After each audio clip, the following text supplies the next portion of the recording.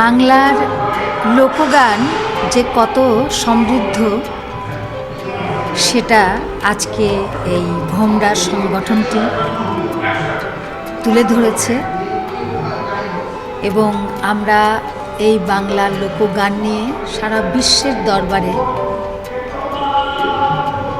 গেয়ে বেড়াচ্ছি, ছড়িয়ে বেড়াচ্ছি। তো আজকে এই ঘোমরার অনুষ্ঠানটি আমাদের ভাগ্যে জুটেছে, আমাদেরকে আমন্ত্রণ জানিয়েছিলেন। তো এখানে এসে ভীষণ ভালো লাগছে এবং আমি আজকে বলেওছি যে এই সংগঠনটি যতদিন থাকবে, আমরা যদি বেঁচে থাকি তো এই সংগঠনটির সঙ্গে আমরাও থাকব এবং এই লোকগানকেই সারা বিশ্বের দরবারে ছড়িয়ে তো আমরা দিচ্ছি এবং আরও যাতে সমৃদ্ধ হয় এই কামনাই করি।